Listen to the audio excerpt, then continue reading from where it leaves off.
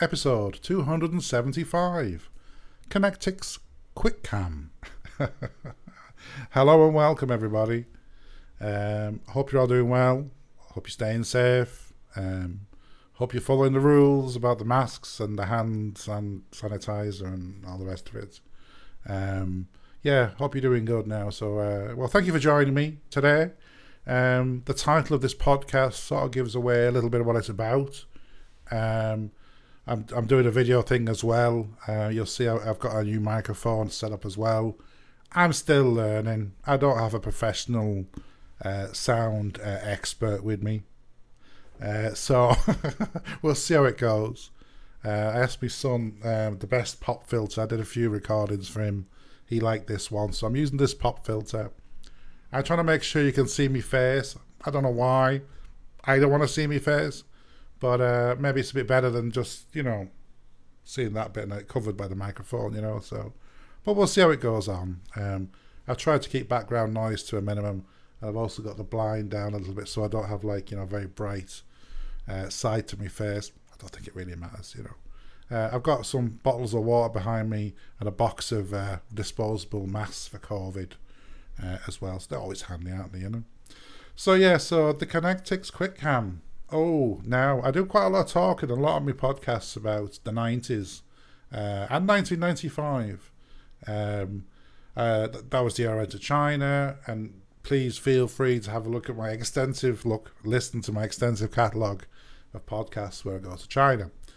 That was in 1995 when I got my first PC. It wasn't long after that.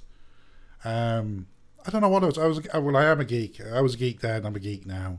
And I was looking for gadgets and stuff, and they were, and this thing came out, and it was a camera that you can connect to your PC. This was a remarkable thing. I'd never thought of this. What an amazing idea! I mean, there was cameras, maybe not digital cameras, but the thought of on a computer. This is quite brilliant, So I'd read about it online. Now this is so the original.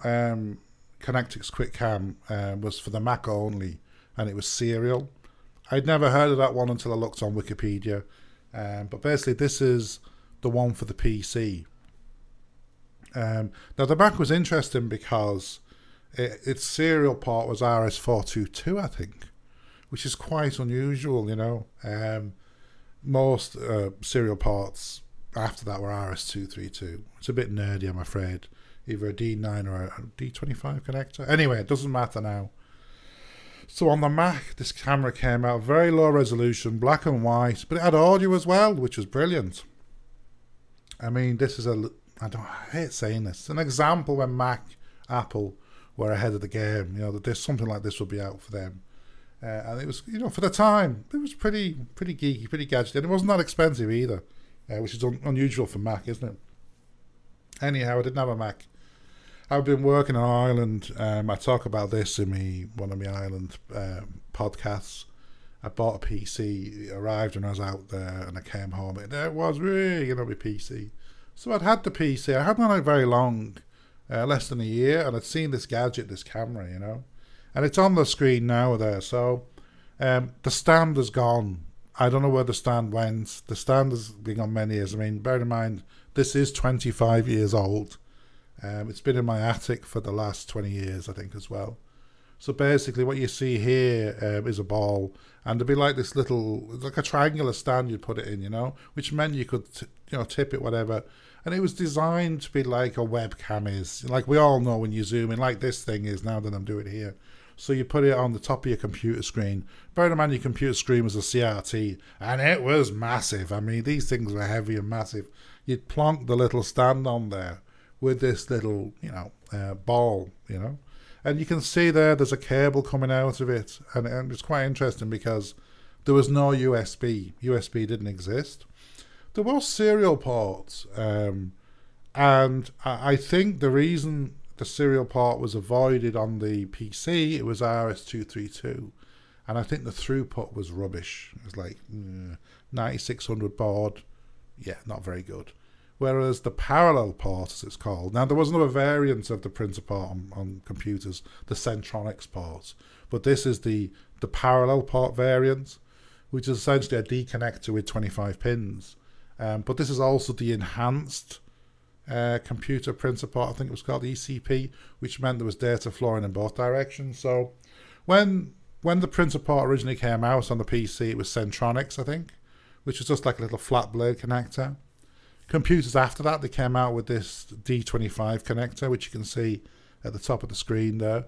That's the big connector. And it was only it was one direction in a sense. So in a very simple terms, it would send a print job to the printer, and the printer might go, yeah, got it, whatever. Oh, there might be software flow control, I can't remember the control code, so I'm getting old. Was it control Q and control Y?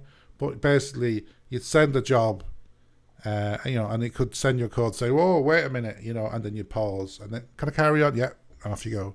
So flow control and stuff like that. But all the data was one direction, which makes sense for a printer. You send in the data to the printer, which is going to print out. But then they made this port called the enhanced computer printer port, I think it was called, which basically meant you could have data flowing in both directions. So it meant your printer could be a bit more intelligent. And it also opened the doorway to scanning. Potentially you could use this port for scanning. It'd be shit, but you could use it. So this Connectix Quickcam required one of those ports, the more advanced ones for 1995, which had data flowing in both directions. So basically you have a camera. Now, I've only learned a bit more about the internals recently, and I'll go into a bit more detail why I'm learning about this, why it matters now, it's 2020. But so the board is the camera, and in the actual structure, there is pretty much not very much. It's a CCD, a charge coupled device, some of the most basic form of camera, if you like, or sensor, camera sensor. And it's also very low resolution as well. It's black and white, of course, and there's no audio. There was no audio on this variant for the Windows PC. And from there's a cable, and it goes all the way down to the big connector you can see there. Now this is the one that plugs into your printer port. Now it looks quite large. You can see there it's a big boxy thing, and there's a reason for that, because in technical terminology, that's where the gubbins are, right? It's a little known fact apparently that the camera part was there wasn't much going on. There wasn't much at home, shall we say, and the cable down to the connector is where the gubbins is. And I think what's also very interesting was the power that it needed for the camera. So then there's another cable. You see this little bunch of cables here. So there's a cable from the camera to there. There's also a cable from the big, bulky, clever, intelligent gubbins containing connector that goes to these two fellas here. Now, it might not be at first glance obvious what these two connectors are. And to be honest, if you was born, I don't know, around the turn of the century, you might be struggling as to what these are. So basically, there's a small connector and a big connector, but they're essentially the same thing. And that is, it's a keyboard connector. So the original PS2, IBM PS2 compatible keyboard connector wasn't USB, wasn't invented. It was actually this big fella here. And then over time it was refined to this small fella here. And to this day, of course, you can still get these the small fella, the little connectors on a lot of computers. I think mainly gaming PCs, I think they're popular. I'm not sure about mainstream. You're not going to see this connector on the Mac, are you? But so basically that's a keyboard connector, and the reason it's there is it's to power, it's to supply power to the Connectix Quickcam. And now as I look at this connector, I'm starting to wonder, have I got this wrong here? Because if you've not got your keyboard plugged in, how are you going to work your keyboard? Let me just turn my chair around for a second and have a look at something. Just happens to be here. Okay, let's have a quick look.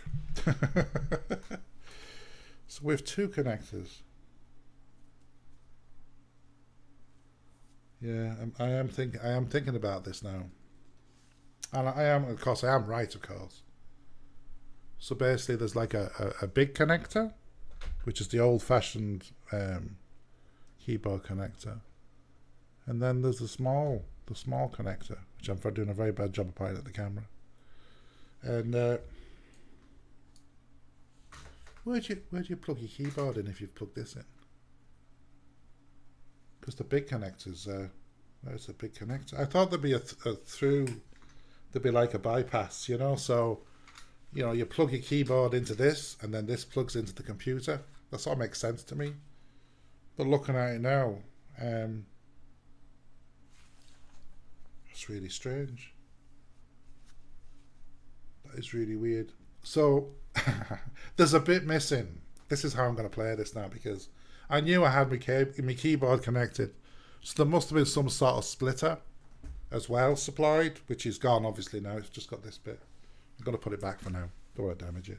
But so essentially there would have been a splitter, two splitters, one for the big one for the small one, which would have meant a connection for your keyboard and a connection for the Quickcam. I can't believe I hadn't noticed that. So the camera itself only has the two connectors. So depending if you've got a big keyboard connector, use the big one, small one. So then they must have also provided two adapters, which were like splitters that would plug into the keyboard port, and you'd have two of them coming out. One for whichever one it was, you know. I think that's how it worked now. I'm starting to wonder, is that the best way they could have done it? But listen, it's 25 years ago, isn't it? I've slept since then. But it's yeah, so it's the Connectix Quickcam. It's a very interesting gadget for many reasons. It was the first mainstream webcam. I think that's probably the biggest one. I've got the Wikipedia page open here. It gives you a lovely example of a picture here. And I have to be honest, and I'm looking over there, I'm pretending to look here. No, I'm looking there, yeah. The actual image looks pretty high quality. They're in a bar, maybe that's the reason why, but it said it was taken in 1996 with the original one for the Macintosh. So I must have got mine around that time. I think they must have been very close together. And it does mention here about the software CUC-Me software that I've used. And I didn't know at the time, but using CUC-Me, there was like literally 100 people on the planet. When it first came out, I think it came out of, I always say MIT, but it came out of one of the universities in the US. And I remember using CUC-Me and talking to people in the US. There was no one online in Europe. Nobody, no one, nada. But not even the UK, you know. But in the US, oh man, you know, I had to wait up late, like, because obviously they were asleep for most of my daytime because I was in the UK at the time. And yeah, to speak to, and they had these cameras. It was incredible, like, you know. But I remember thinking, God, there's loads of people have these cameras, and most of them are like myself, you know, male geeks. But I mean, nowadays you'd laugh, like 100 people on the planet, you know. But it literally was quite sorry for my nose. It was quite a very small portion of the internet using public. It was tiny, like, you know, and it would have been 1996. And like I said, the term webcam, I don't think had even been used, you know. So the article mentions here the first one was, you know, on the Mac. It was grayscale, 320 by 240 pixels, 16 shades of grey, woohoo, yeah, and 15 frames a second. Obviously, I didn't have a Mac at the time. I could never have afforded one. I know there's a lot of talk about Apple Macs being very expensive and they're out of reach of people. Well, that's been my experience for the last 30 years. They've been expensive and out of reach of everybody. Certainly would never have been able to afford one. I understand around that period, in the 90s, you know, you're talking they got to $10,000 for a Mac. So I don't know if that includes the screen. It probably doesn't matter actually if it includes the screen, but they were really expensive. So, but I had the PC. I'm just reading down here, and it talks about being acquired. Yeah, we know all that, but let's just move down a little bit. So the original one, as we can see, the serial model with built-in microphone and parallel model. So that's the one I had. It's not the same. Like, the way it's a bit blasé. It's sort of, it's the serial model with the built microphone and parallel model. So it was two models actually, you know. And 500,000 were sold. I didn't know that, but that was over 3 years. Like I said, there was only me and another 90 odd geeks online using the bloody thing. And it was between 94 to 97. And the resolution is terrible. I mean, 320 by 240. And also, the number of grayscale greys was just like, oh man. And there was no microphone. There was no microphone on the PC version. I do have I do have some footage for my one, which I'm not going to show. Maybe I will and the next podcast about this. This is going to be a long-running saga, by the way, but I have got some footage. It's watchable. I mean, on my 4K screen, it's a tiny little whatever. It's probably better on a 1080p, but it is nice to see. But it's silent. It's like silent movies, But so hopefully, I will show some footage. Not in this episode, but certainly later on as to sort of quality. And it says $100. I paid about that. I remember buying mine was in Manchester. I was living in Huddersfield at the time, and I bought it in Manchester. And I remember, I sort of saved up for this thing. Now this is a big deal. This is a big gadget. And I remember, was I driving at the time? I would have been driving, I suppose. Yeah, I drove to Manchester to get it. I remember there was a shop in Manchester. I actually think it was a bookshop. I remember there were books there. Anyhow, they sold this Connectix Quickcam and I bought one, and it's grayscale. And quality, by today's standards, is not great. And as you can see, there's a lineage here, which essentially goes right through to Logitech, who bought the technology in '98. And obviously they used USB, and as time goes by, well, I've got one in front of me now. It's the Logitech Brio, I think it's called, BRIO, and it's 4K, which is nice. So, but the lineage is there. I did have the Sphere, this one here, flagship it was. Yeah, it was the weirdest thing. You could have it turning around the room and everything. So I was sort of into them for a while when I was a lot younger. And there you go, right up to 2008. And then they went the wrong way, Logitech with webcams. So basically, just hopefully you're not getting dizzy as I scroll up here now, but basically, I have a Connectix Quickcam from 96. And I thought to myself, well, what should I do with this? I actually found it in the attic. I didn't know I still had it. I thought I got rid of it, So I got talking to my guy at work, and I said, geez, I've got this, Connectix Quickcam. He said, oh, yeah, it's had one of those. So do you realise that when Windows 98 came out, they didn't have a driver for it? I said, what do you mean? Said, well, you buy this thing in 1996 and had a driver for Windows 95. But when Windows 98 came out, and maybe it's because there's quite a few models between 96 and 98, there was no driver for Windows 98. So anybody who went to Windows 98, your camera doesn't work anymore. Don't we live in amazing times that like pretty much any device you've got, you plug in with your USB and it works. It's fantastic. I love it. But back in the day, it was a little bit different. So a camera that I don't believe I went to Windows 98 in 1998. I don't believe I was like the first adopter. I had a lot going on. I worked quite a lot. I don't think it was a huge priority for me. But realistically, by 1998, something you'd bought in 1996 was becoming obsolete purely because they hadn't written a driver for it. So this is where we come to the crux of this podcast. So I have a Connectix, I've said this before, I have a Connectix Quickcam from 1996 that didn't work by 1998 after they no longer made a driver for Windows.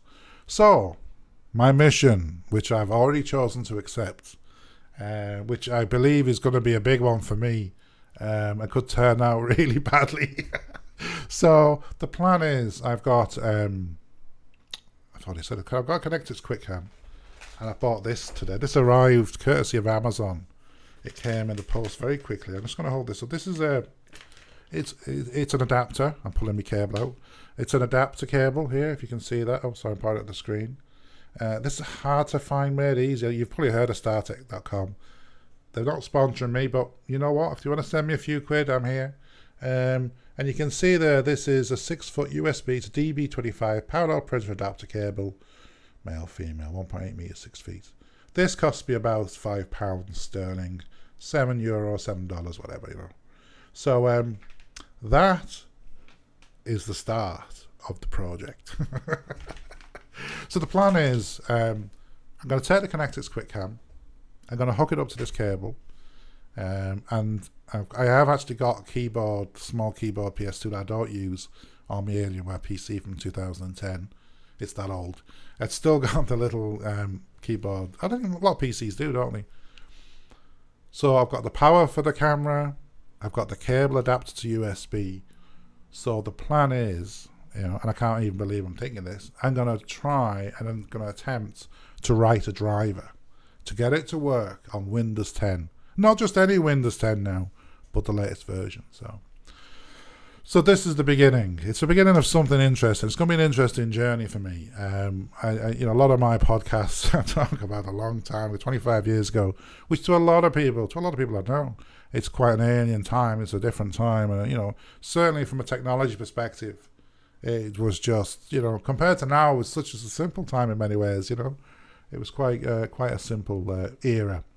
So what I'm going to do anyway, I'm going to I've got my Connectix Quickcam. I think still works, but obviously I haven't used it since 1998. And I'm going to use this adapter cable. Windows 10 is going to not have a clue or anything about it. I'm going to try and find on the internet's web out there if anybody's got the original driver, you know. I was hoping for open source. I don't know if open source is out there. In terms of, I suppose, from my perspective, the way I look at this is, it's a print support, it's moving data, right? Once you get a handle on that, maybe it's not going to be that difficult to work out how to make it into an image. How to make it into a moving image or a movie might be a different matter.